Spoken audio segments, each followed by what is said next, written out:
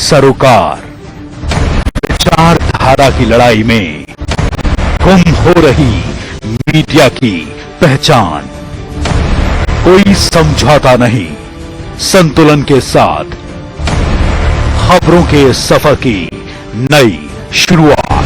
खबरें जो आपको सीधे जोड़ती हैं हमसे,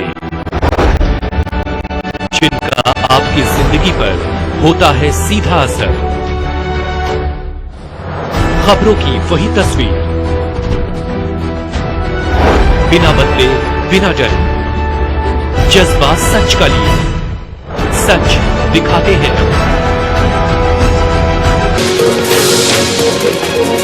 MV International School admission open for classes pre-nursery to 8th. For details, contact on 7298212270 or 9796212270। JKC prime time news में आपका स्वागत है। मैं हूं आपके साथ उपमा शर्मा। इस प्राइम टाइम में बात करेंगे कोरोना काल में आज 7वीं बार प्रधानमंत्री द्वारा देश को दिए गए संबोधन की। पुलवामा में आतंकी और सुरक्षा बलों के बीच हुई मुठभेड़ की चर्चा करेंगे माई टाउन माई प्राइड कार्यक्रम पर और जानेंगे कि अमित शाह के स्टेटहुड के बयान पर क्या दी नेताओं ने प्रतिक्रिया पर। सबसे पहले आइए नजर डालते हैं इस वक्त की प्रमुख सुर्खियों पर। प्रधानमंत्री ने कोरोना काल में आज फिर देश को किया 7वीं बार संबोधित, कई अहम मुद्दों पर की बात।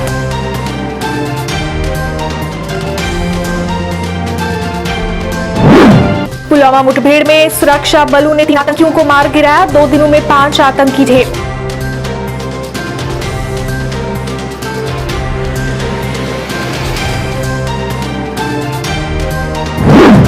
अमित शाह के स्टेटहुड के बयान का जेडीयू ने किया स्वागत। अवामी नेशनल कॉन्फ्रेंस ने उठाए सवाल, कहा स्टेटहुड नहीं 370 चाहिए वापस।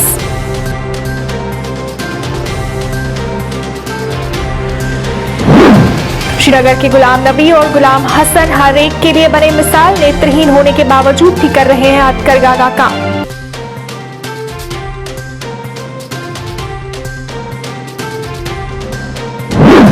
और बीडीसी चेयरमैन शफीक मीर ने पंचायती राज में हो रहे बदलाव की निंदा, कहा बीडीसी चेयरमैन के अधिकारों का होगा इससे हनन।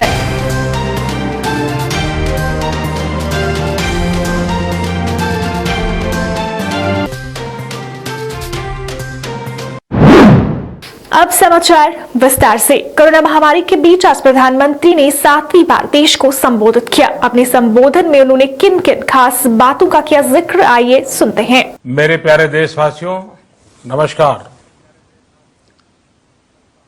कोरोना के खिलाफ लड़ाई में जनता कर्फ्यू से लेकर आज तक हम सभी भारतवासियों ने बहुत लंबा सफर तय किया है।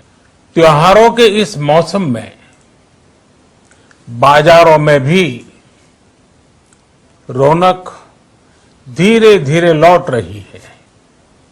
आज देश में रिकवरी रेट अच्छी है, फैटेलिटी रेट कम है। भारत में जहां प्रति 10 लाख जनसंख्या पर करीब 5,500 लोगों को कोरोना हुआ है, वहीं अमेरिका और ब्राजील जैसे देशों में ये आंकड़ा 25,000 के करीब है। भारत में प्रति 10 लाख लोगों में मृत्यु दर 83 है, जबकि अमेरिका, ब्राजील, स्पेन, ब्रिटेन जैसे अनेक देशों में ये आंकड़ा 600 के पार है। हमारी एक बड़ी ताकत रही है। सेवा परमो धर्म के मंत्र पर चलते हुए हमारे डॉक्टर, हमारे नर्सिस, हमारे हेल्थ वर्कर्स, हमारे सुरक्षाकर्मी और भी सेवा के भाव से काम करने वाले लोग इतनी बड़ी आबादी की निस्वार्थ सेवा कर रहे हैं। इन सभी प्रयासों के बीच ये समय लापरवाह होने का नहीं है। ये समय ये मान लेने का नहीं है कि कोरोना चला गया या फिर अब कोरोना से कोई खतरा नहीं है। हाल के दिनों में हम सब ने बहुत सी तस्वीरें, वीडियो देखे हैं जिनमें साफ दिखता है कि कई लोगों ने अब सावधानी बरतना या तो बंद कर दिया है या बहुत ढिलाई ले आए हैं। ये बिल्कुल ठीक नहीं है। अगर आप लापरवाही बरत रहे हैं, बिना मास्क के बाहर निकल रहे हैं, तो आप अपने आप को, अपने परिवार को, अपने परिवार के बच्चों को, बुजुर्गों को उतने ही बड़े संकट में डाल रहे हैं। साथियों, जब तक इस महामारी की वैक्सीन नहीं आ जाती, हमें कोरोना से अपनी लड़ाई को रत्ती भर भी कमजोर नहीं पड़ने देना है। दक्षिण कश्मीर के जिला पुलवामा के हकरीपुरा इलाके में सुरक्षा बलों और आतंकवादियों के बीच मुठभेड़ हुई, जिसमें अब तक 3 आतंकी मार गिराए गए हैं। फिलहाल अभियान अभी जारी है। सुरक्षा बलों को इलाके में 2 से 3 आतंकियों की मौजूदगी की सूचना मिली थी। 3 आतंकियों के मारे जाने के बाद क्षेत्र में और आतंकी मौजूद हैं या नहीं, इसकी पुष्टि करने के लिए सुरक्षा बलों ने इलाके में अभियान जारी रखा हुआ है। कश्मीर घाटी में 2 दिनों के भीतर ये तीसरी मुठभेड़ है और सुरक्षा बलों ने अब तक 5 आतंकी ढेर कर दिए हैं।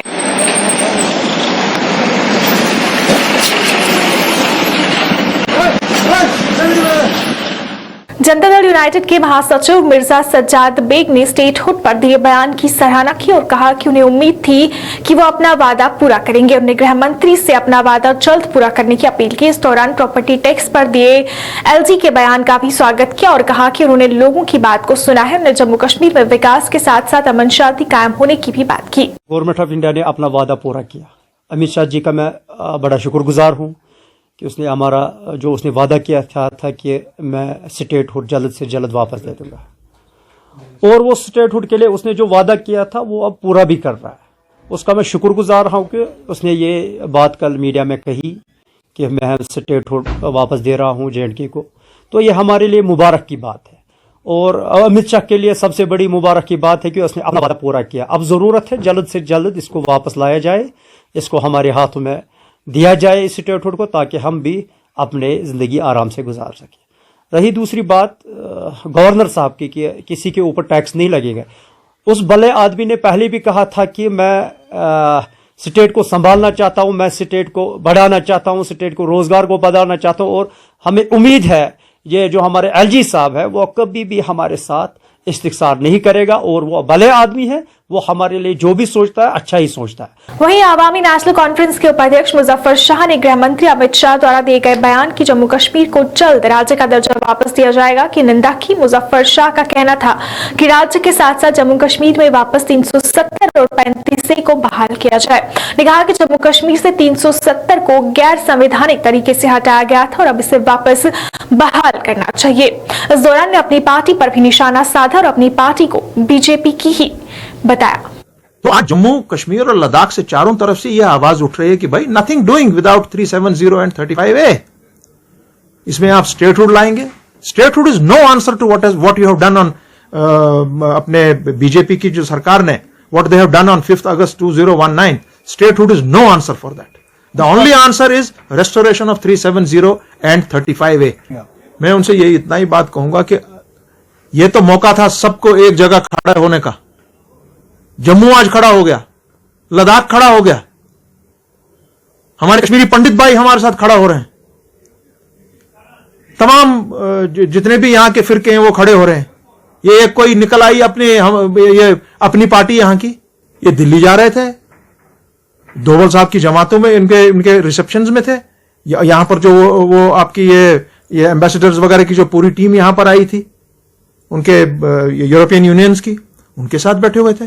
तो मैं तो उनको कहूंगा कि भाई जो आपके हरकत बता रहे हैं You are the BJP here. इसमें कोई दो राय नहीं है. Unfortunately, you are the BJP here. ये सारे बच्चे को पता है. और आप कहते हैं हाँ जी स्टेट रूल पर ही आप काम चलाएंगे, तो वो यहां के आवाम की आवाज नहीं है, वो आपकी आवाज है. और वो आवाज यहां पर हम सब ने मिलजुल कर रद्द की हुई है. बीडीसी चेयरमैन शफीक मीर की अध्यक्षता में कई बीडीसी चेयरमैन ने पंचायती राज में किए जा रहे बदलाव की निंदा की और उनके प्रति रोष जताया. जम्मू में आयोजित एक पत्रकार वार्ता के दौरान बीडीसी चेयरमैन शफीक मीर ने कहा कि इन बदलावों से बीडीसी चेयरमैन के अधिकार छीने जा रहे हैं, जो सरासर नाइंसाफी है, जिसे बर्दाश्त नहीं किया जाएगा. और सरकार से इस फैसले को वापस लेने की मांग की.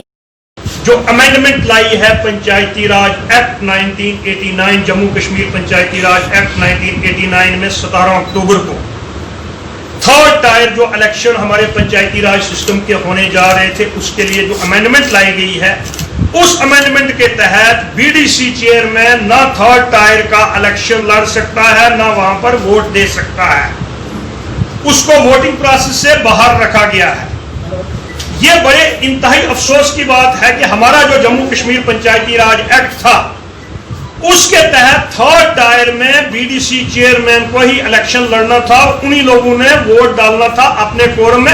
इलेक्टोरल कॉलेज पहले जो था वो बीडीसी चेयरमैन था, म्युनिसिपल चेयरमैन था, या इस किस्म के लोग थे, और उसमें जो है डिस्ट्रिक्ट डेवलपमेंट बोर्ड बनना था. जिन लोगों ने ये इस किस्म का किया है, मैं ये समझता हूं कि उन्होंने हमारे ऑनरेबल प्राइम मिनिस्टर साहब के उस क्लेम और दावे का भी नगेट किया है, क्योंकि हमारे प्राइम मिनिस्टर साहब ने दर्जनों बार कई स्टेज से ये कहा है कि जम्मू कश्मीर के अंदर हम पंचायती राज सिस्टम मजबूत करने जा रहे हैं, 3 टायर सिस्टम खड़ा करने जा रहे हैं, और तमाम गवर्नेंस जो है जम्मू कश्मीर के अंदर पंचायत के थ्रू होगी.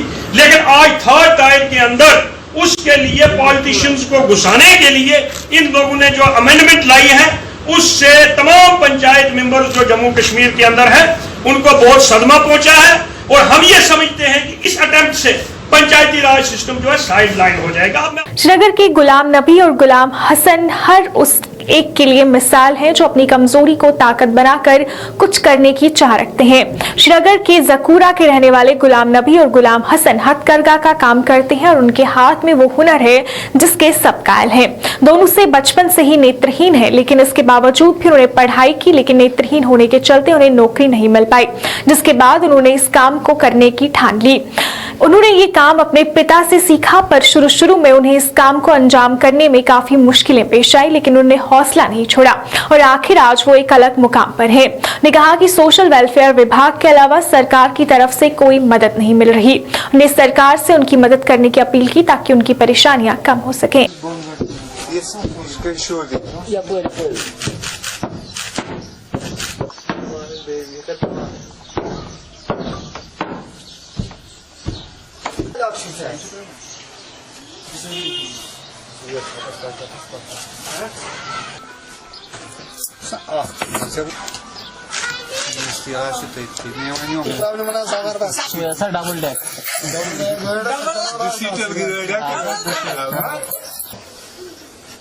ना बचपन से ये वालिद साहब हमारे ये काम करता है, तो उसी के पास सीख के आया. आज हमें खुद उस्ताद बनता है, खुद काम करता है बाप के बगैर, लेकिन उस्ताद हमारा बाप है. गवर्नमेंट की तरफ वो एक सोशल वेलफेयर ऑफिस की तरफ 1000 महीने के बाद, बाकी कुछ किसी के पास चाहे महबूबा मुफ्ती या वगैरह किसी के पास गया तो मदद नहीं मिला. सिर्फ एक काम के बावजूद सब कुछ है, काम हो जाएगी पूरा, ये करो वो करो, वोट दे दो. काम वोट डालने के बाद काम नहीं गवर्नमेंट की तरफ, सिर्फ यही है सोशल वेलफेयर ऑफिस के पास, ये महकमे के पास 1000 एक महीने के बाद. गवर्नमेंट की तरफ को कोई भी स्कीम है तो मदद नहीं. महबूबा मुफ्ती बोला, एक बार बोला अगर आप हम इधर कामयाब हो जाएगी, वोट मिलेगी, ये हम आपके लिए 3 भाई 1 बहन, तीनों के लिए बाई पोस्ट 1000 महीने आपके पास, तो कामयाब हो गया तो हमारे काम नहीं, 1000 रुपया नहीं, सिर्फ बाद में और एक बार आया, हम बोला महबूबा जी ये क्या काम, आपके पास आवाज आया 1000 रुपया, बोला था हमारा वोट जरूरत है, वोट डालने का काम है, जरूरत है, हमारा कुछ काम कुछ स्कीम का आप हमारे पास नहीं ब्लाइंड लोग के लिए।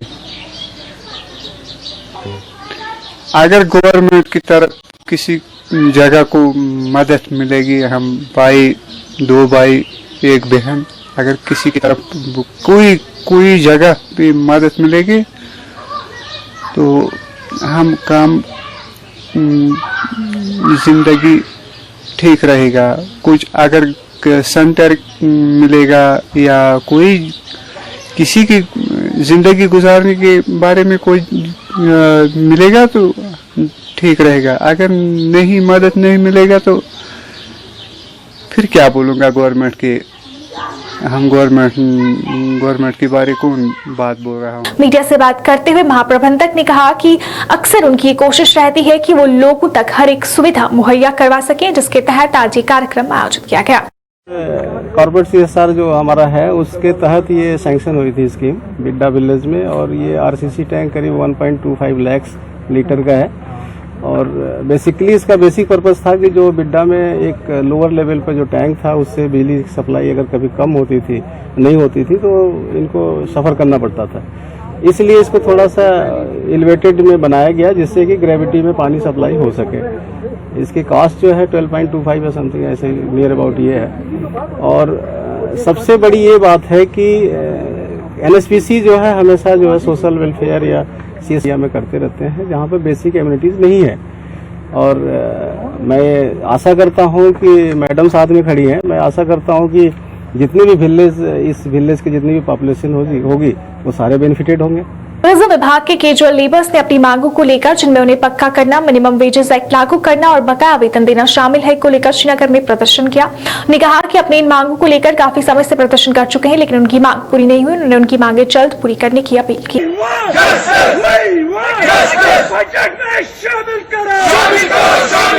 जम्मू में बुरी हालत है, वहां तो है, लेकिन जो कश्मीर के अंदर मैंने हालत देखी यहाँ पे, वो आप टूरिज्म की बात करें कि 2014 से लगे हैं, अभी तक इनको सैलरी नहीं है। और आप बिल्डिंग देखिए, कितनी आलीशान बिल्डिंग यहाँ पे टूरिज्म में खड़ी है। आप पोस्टर होल्डिंग देखिए कश्मीर के अंदर कि करोड़ रुपए की होर्डिंग लगाई जा रही है, my pride my town programme चल रहे हैं और कोरोना वायरस को नाम दिया जा रहा है। और जब ग्राउंड लेवल की बात कर रहे हैं, आज हमारी बहनें और हमारे भाई यहाँ पे पिछले 2014 से लेकर जिस घर में राशन नहीं है, जिसे सैलरी नहीं है, वो घर कैसा चल रहा है वो यहाँ से डायरेक्टर साहब शायद कुर्सी पे बैठ के नहीं जानते हैं। HDF की यार स्पेशली में बात करूंगा, जो 1500 रुपए पे अब जो सर्विस दे रही है आइसोलेशन वार्ड में, कोविड पेशेंट को ड्राइवर लेके जा रहे हैं, हमारी बहनें 1500 रुपए के अंदर आइसोलेशन वार्ड में हैं और रो रही हैं, कालें कर रही हैं। इसलिए मेरी आपसे चैनल की तरफ से LG साहब से अपील है, माननीय प्रधानमंत्री से अपील है, जो हमेशा लाल किले की चोटी से कहते हैं कि जम्मू कश्मीर के लिए मेरे खजाने खुले हैं, तो खजाने किन के लिए खुले हैं? 20 लाख करोड़ का पैकेज आपने दिया, 2000 करोड़ रुपए का यूपीए की सरकार पैकेज आया, 80,000 करोड़ का पैकेज आया, वो पैकेजेस कहां गए? इनकी इंक्वायरी होनी चाहिए। और लोग हमारे आज 2 वक्त की रोटी के लिए रो रहे हैं और फिर कहते हैं कि भारत आजाद है। दुख से कहना पड़ता है कि जम्मू कश्मीर कैडर फ्रंट के वर्कर्स अभी आजाद नहीं है, इनकी लड़ाई लड़ेंगे, उनको हम आजाद करेंगे। कछवा में माई टाउन माई प्राइड कार्यक्रम का आयोजन किया गया। इस दौरान commissioner secretary higher education department Talat Parvez Rohilla मौजूद रहे, जिन्होंने पार्किंग कम शॉपिंग कम्प्लेक्स का उद्घाटन किया। इस दौरान उनके साथ DC सहित कई प्रशासनिक अधिकारी मौजूद रहे। कार्यक्रम के दौरान लोगों की समस्याओं को सुना गया और उन्हें हल करने का आश्वासन दिया गया। परवेज रोहिला का कहना था कि बैक टू विलेज की तर्ज पे माई टाउन माई प्राइड कार्यक्रम आयोजित किया गया है, जिसमें लोगों की समस्याओं को सुना जा रहा है और उन्हें हल किया जा रहा है। 25 करोड़ रुपए का आज प्रोजेक्ट हमने शुरू किया, उसमें 34 दुकानें बनेगी। इसका पहला फेज 4 करोड़ 7 लाख में बन रहा है और इसी साल कंप्लीट हो जाएगा।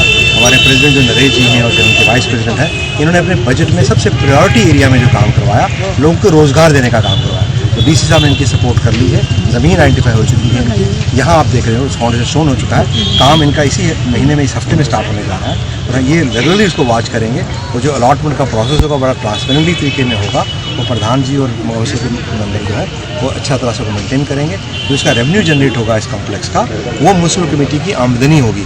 जो ये आमदनी होगी उसके एवज में ये आप लोगों का सफाई करवाएंगे, लेन देन बनवाएंगे, और शॉपिंग कॉम्प्लेक्स बनवाएंगे, और किसी को रोजगार के साधन बनवाएंगे। डिपार्टमेंट जो हमारे नोटिफाई किए हैं 10 डिपार्टमेंट होने जा रहे हैं, जो म्यूनसिपल कमेटी के साथ मिलकर या म्यूनसिपल काउंसिल के साथ मिलकर प्लान करना है, उन डिपार्टमेंट के साथ ओरिएंटेशन का करवाएं कि हमने कैसे म्यूनसिपल काउंसिल्स के साथ मिलकर प्लानिंग करनी है। और म्यूनसिपल काउंसिलर्स के मेंबर जो है इनको बताया जाए कि आपका रोल और रिस्पॉन्सिबिलिटी क्या है, कि आइडेंटिफाई बेनिफिशियरी कैसे करनी है, स्कीम को जो हेल्थ नीड्स हैं, सबसे पहले शॉपिंग कॉम्प्लेक्स की नीड महसूस होती है उसको करवाएं, अगर ड्रेनेज की स्कीम महसूस होती है उसको प्रायोरिटाइज करवाएं, या पीएचई की स्कीम जिनको लगती है प्रायोरिटाइज कराने वाली, तो जितने फंड्स अवेलेबल हो सकते हैं इस साल के प्लान में उसको प्रायोरिटी करें। इस अवसर पर डीसी भी मौजूद रहे, जिन्होंने लोगों की समस्याएं सुनी और उन्हें जल्द हल करने का आश्वासन दिया। लेडीज के लिए ये अच्छा कार्यक्रम था, जिसके लिए हम खुशनसीब इस मसले में हैं कि हमारे यहाँ एक सीनियर ऑफिसर श्री तलब प्रवेश जी यहाँ पर आए, ये कमिश्नर सिटी हायर एजुकेशन है, उन्होंने अच्छे तरीके से जो चीज़ें हमें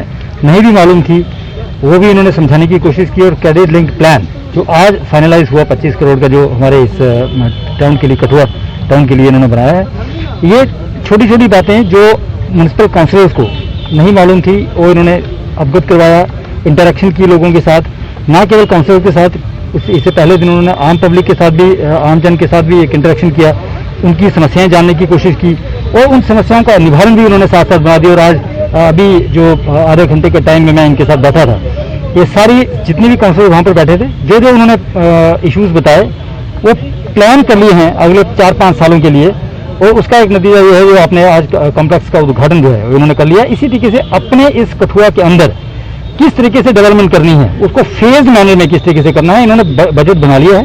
अब उसको आहिस्ता आहिस्ता उसको किस तरीके से अचीव किया जाए, कमिश्नर सेक्रेटरी साहब ने इनको एक नजरिया दे दिया है, एक रास्ता बता दिया है। अब इसी रास्ते पे चल के इनको चाहिए कि जिस तरीके से उन्होंने कहा हुआ है कि आप प्लान बना के मेरे पास ले आइए, अगर कहीं दिक्कत आ रही होगी, कहीं गैप फिलअप करना होगा, तो मैं इस तरीके से आपको और गाइड करूंगा। तो ये बहुत बड़ी बात है हमारे लिए। हमारे गार्डियन सेक्रेटरी भी हैं। रामबन में भी माई टाउन माई प्राइड के तहत कार्यक्रम आयोजित किया गया। इस दौरान secretary Jammu Kashmir tribal affairs Rihana Batool मुख्य तौर से मौजूद रही, जिन्होंने लोगों की समस्याओं को सुना और उन्हें जल्द हल करने का आश्वासन दिया।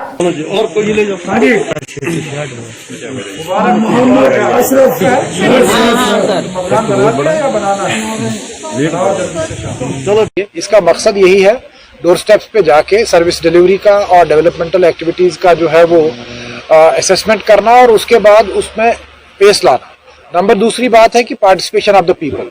तो ये एक बहुत ही शानदार कदम है। और तो पहले दिन interaction with the elected members and prominent citizens था, उसके बाद हमने फिर डिफरेंट डिपार्टमेंट्स की एक्टिविटीज और फिर विजिट्स की इंस्टीट्यूशंस की। आज जो है वो हमने डिपार्टमेंट्स के साथ एक रिव्यू किया यहाँ पे बैठ के कि उनकी एक्टिविटीज जो है वो कैसे हम उनको एक्सपेडाइट करें। इसमें टूरिज्म का बड़ा पोटेंशियल है, यहाँ पे एजुकेशनल इंस्टीट्यूशंस एस्टैब्लिश करने का बड़ा पोटेंशियल है, यहाँ पे हम हॉर्टिकल्चर को बड़ा प्रमोट कर सकते हैं।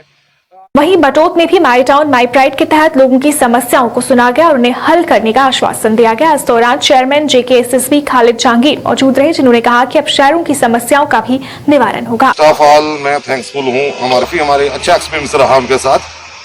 तो जो उन्होंने हमें मतलब स्कीमें बताई हैं, नई स्कीमें, कुछ ऐसे मतलब डिपार्टमेंट भी थे जो हमें पता ही नहीं था आज तक ये भी डिपार्टमेंट होते हैं, तो वो भी उन्होंने सामने लाए हैं। तो 15-20 किस्म के डिपार्टमेंट थे यहाँ पर जो आए थे, वो सबके साथ अच्छी बात हुई।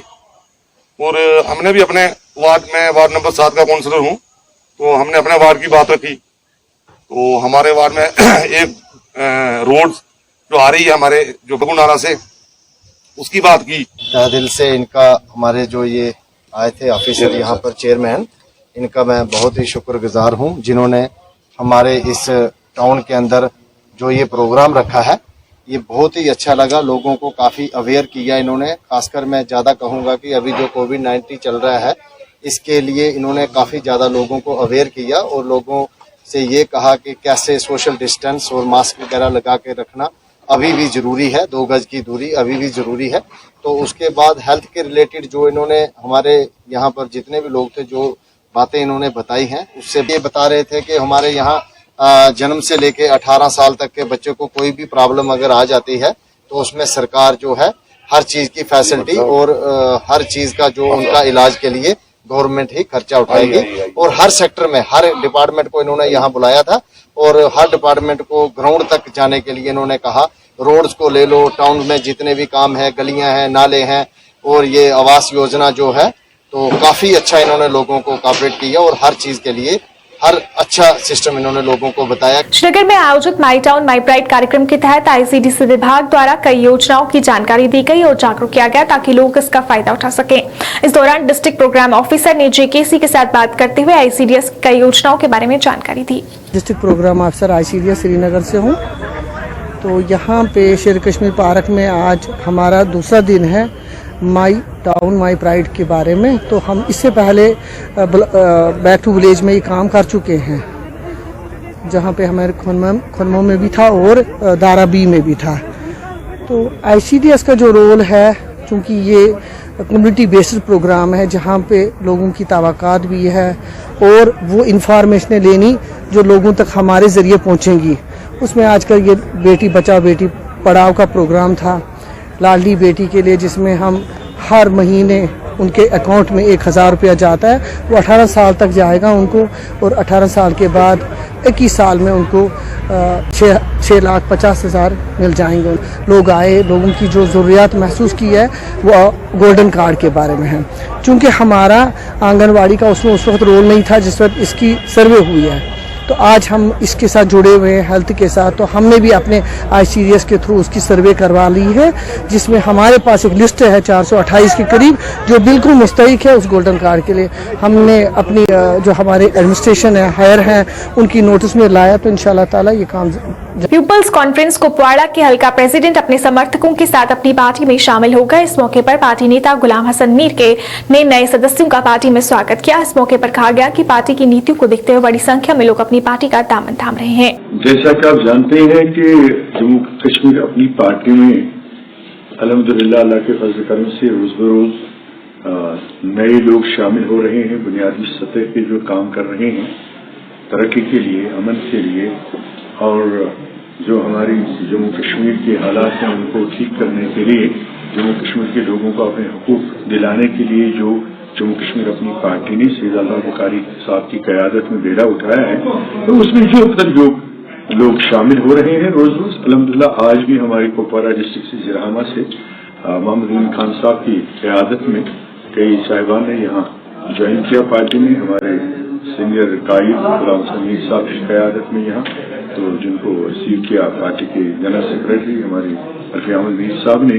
तो वही फंक्शन यहाँ था आज, उस सिलसिले में हमने एनएचपीसी सलाल पावर स्टेशन द्वारा आज बीड़ा पंचायत में वाटर टैंक का उद्घाटन किया गया। इस मौके पर एनएचपीसी के महाप्रबंधक ने रिबन काटकर वाटर टैंक का उद्घाटन किया। में केंद्रीय विद्यालय खुला है, 30% लोग एनएचपीसी के हैं और 70% लोग लोकल हैं। हमारे लोगों को बहुत रोजगार मिला है। एनएचपी के आने से है हमारे लोगों को मानसिक हालत बहुत अच्छी हुई है, रोजगार मिला है इनको।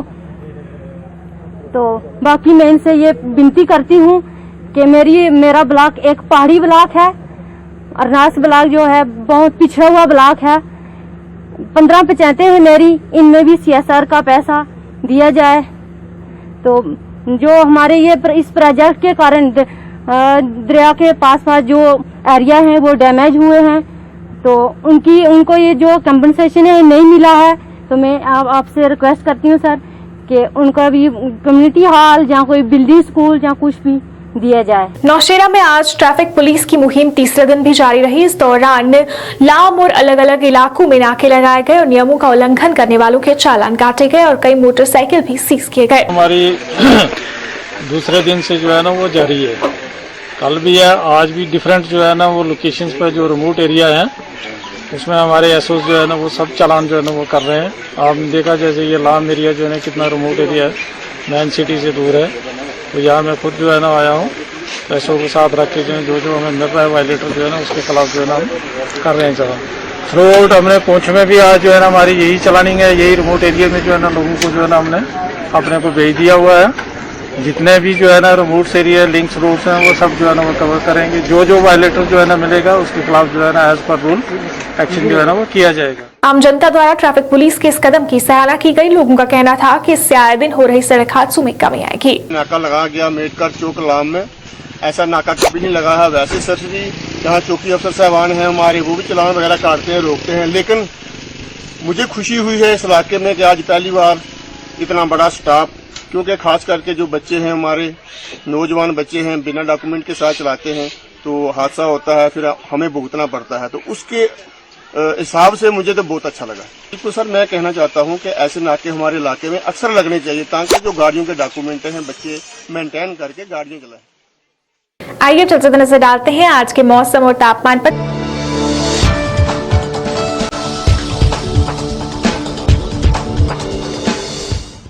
जम्मू में आज का अधिकतम तापमान 32 डिग्री सेल्सियस रहा, जबकि न्यूनतम तापमान 16 डिग्री सेल्सियस दर्ज किया गया। कश्मीर की बात करें तो कश्मीर में आज का अधिकतम तापमान 24 डिग्री सेल्सियस रहा, जबकि न्यूनतम तापमान 7 डिग्री सेल्सियस दर्ज किया गया। मौसम विभाग के अनुसार आने वाले 24 घंटों के दौरान जम्मू कश्मीर में मौसम साफ रहेगा।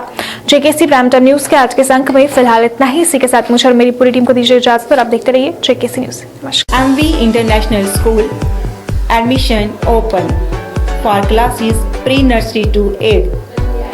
For details, contact on 7298212270 or 9796212270.